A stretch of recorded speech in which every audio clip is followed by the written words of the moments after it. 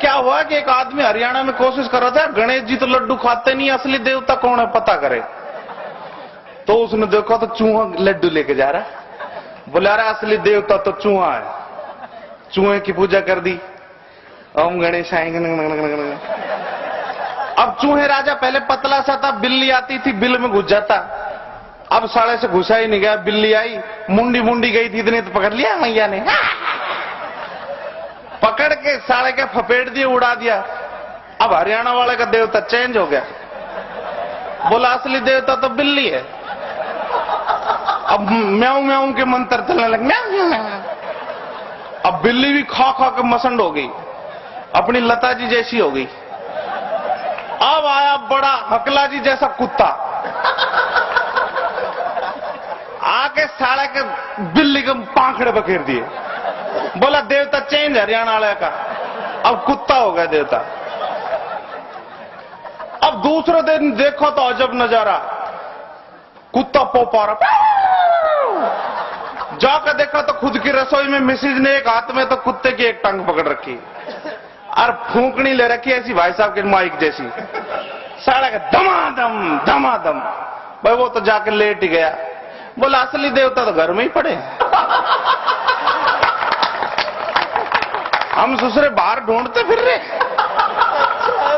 मैं तो कहता हूं हकला जी तो पुरुष ही नहीं है, महापुरुष भी नहीं है। अरे ये तो देवता है, देवता। देवकरण जी के बगल में बैठा सारे देवता, सारे देवता हैं। और देवता भी कौन से वाले देवता हैं पता है? यत्तर नार्यस्तु पूजन्ते रमन्ते तत्र देवता।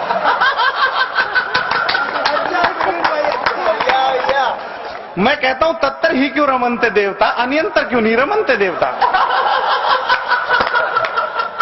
वैसे हमने हकला जी को मैडम के पास बैठा तो रखा, पर इसमें रिस्क है। रिस्क पता क्या है? ये जब भावुक हो जाते हैं तो लिपट लिपट के रोते हैं।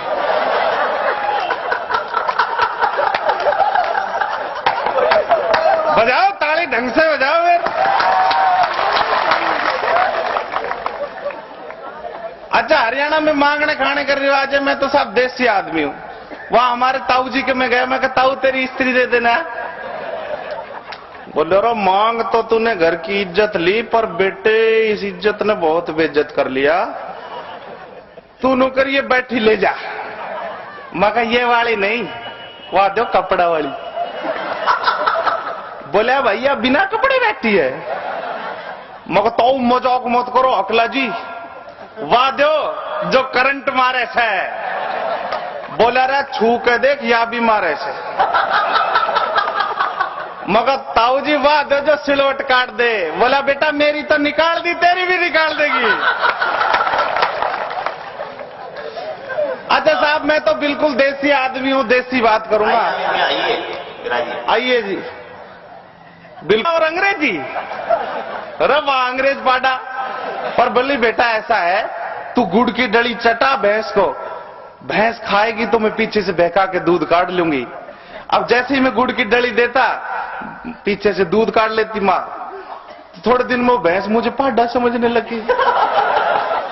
अब वो मुझे चाटना शुरू करती है। अब चाटने से मेरी रंग तो था, मेरी शकल अकल भी वैसी होगी। कलेक्टर साहब, मैं समझाना चाहता हूं किसी बच्चे की शकल कैसे किससे मिलती है। आप तो बिल्कुल पढ़े लिखे, तुरंत समझ जाओगे। क्या होता है कि जब कोई बच्चा होने वाला होता है किसी महिला के, तो उसके पोस्टर लगाते हैं। अंग्रेज बच्चों के पोस्टर, ऑस्ट्रेलियन बच्चे, लाल बच्चे, गाजरी बच्चे, बिल्कुल टमाटरी बच्चे, विटामिन युक्त बच्चे। अब उसको सारे दिन मां देखती है, मां देखती है तो बच्चे भी ऐसे ही होते हैं, जैसे बिल्कुल लाल लाल बच्चे, ऐसे बच्चे होते हैं, बिल्कुल पौष्टिक बच्चे। अब हमारी मां, देसी मां, सारे दिन गाय भैंस की शक्ल देखा करती है,